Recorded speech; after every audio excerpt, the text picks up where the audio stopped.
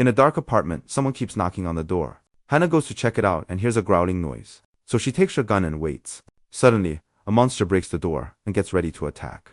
But Hannah quickly shoots it down. Soon, more monsters appear inside the apartment. And they get shot down too with perfect aim from Hannah. She doesn't get scared either. When even more beasts appear in the corridor and burst inside, Hannah continues to shoot without hesitation, quickly reloading the gun. When she runs out of bullets, the monsters corner her on her own bed where she suddenly asks things to stop.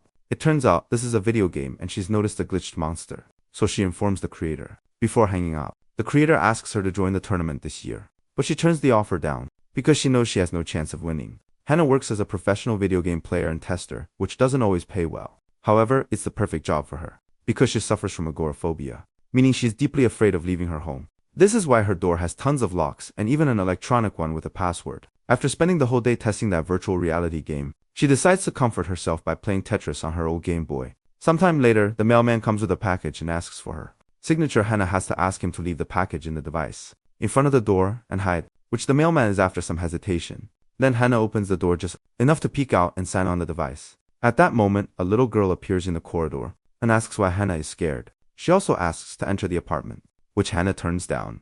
The mailman hears her from the stairs and asks her to hurry up, so Hannah takes her package and goes back inside. Noticing that the little girl is gone, the interaction has triggered her anxiety, so Hannah locks the door as fast as possible. Before having a breakdown, when she's feeling better, Hannah calls a friend to tell her she got early access to the latest gaming controller and invites her to play. While waiting, Hannah exercises to keep her body in shape since she can't go out. Her friend arrives and knows she must text Hannah instead of knocking. Hannah unlocks the door and hides, allowing Jen to come in and close the door without triggering a panic attack. After Jen drops the bags with groceries she's bought for Hannah, they open the package together and find a very strange-looking headband with the name Omnia but no instructions. As soon as Hannah presses the button, the device automatically connects itself to her computer and opens its own software. Hannah logs in with the device number, and an AI voice welcomes her to Omnia, asking her to put on the headband. Once Hannah does that, it explains the devices can read, measure, and decode characteristic patterns in her brain. The images she sees on the screen are a real-time recording of her brain activity, and it can control any other device or software.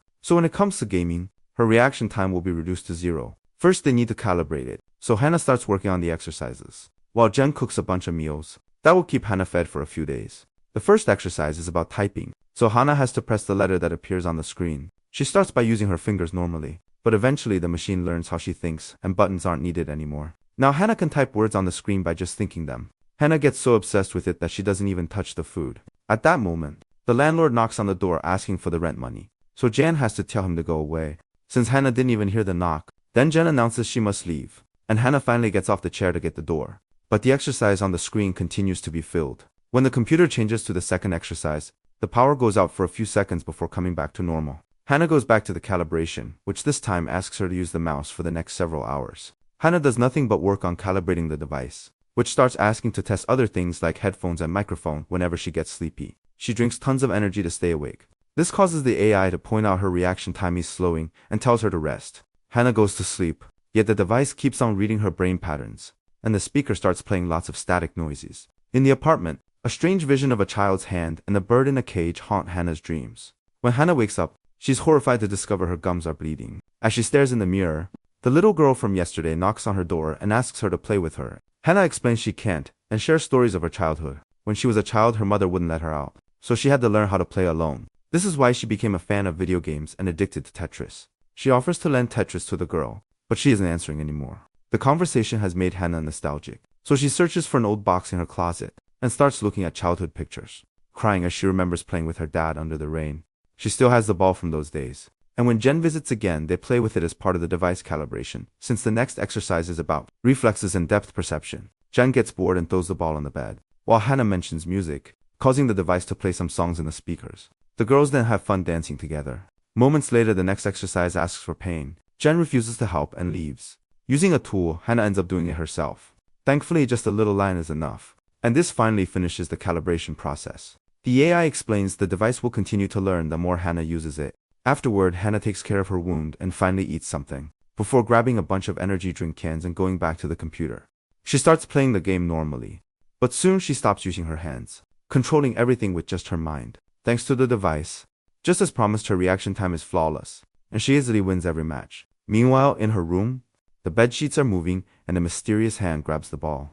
Hannah hears a noise and takes a look, but there's nothing there. She keeps playing for a few hours, and finally decides to enter the tournament with a nickname. At that moment, the ball appears rolling on the floor behind her, and when she's about to pick it up, she's startled by a sudden knock on the door. It's the landlord who is asking for the rent money again.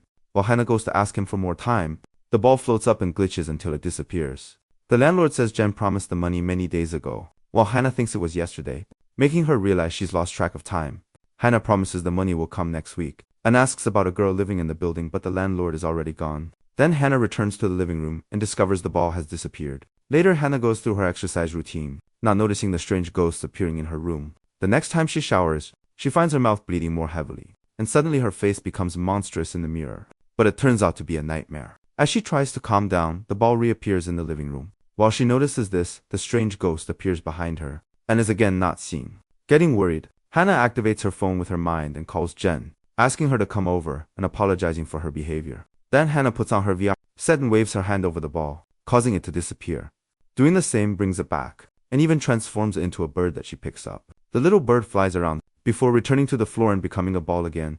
When Jen finally comes by, Hannah is doing so work on her computer to make it run faster. She wants the hardware to be able to keep up with her new gaming speed and win the tournament, especially since the prize is $250,000. Hannah also convinces Jen to bet money on her, since her winning is pretty much guaranteed. 6 hours later, the tournament finally starts, and Hannah destroys every opponent without even trying, causing Jen to win tons of money. Suddenly, something appears on the screen, and when Hannah takes a closer look, a hand reaches out and tries to grab her, so Hannah immediately steps away. The hand quickly disappears, and Jen is confused because she didn't see anything. Feeling too anxious, Hannah asks Jen to play for her while she takes a break. After taking the headband off, she gets in the bathroom and takes some medicine to stop an incoming breakdown. At that moment, she feels her arm itching and checks under her band-aid to discover a simple cut has become a nasty wound. While Hannah cries, Jen explains she didn't win the match. She also reminds Hannah that she'll always be there for her, but Hannah stays silent.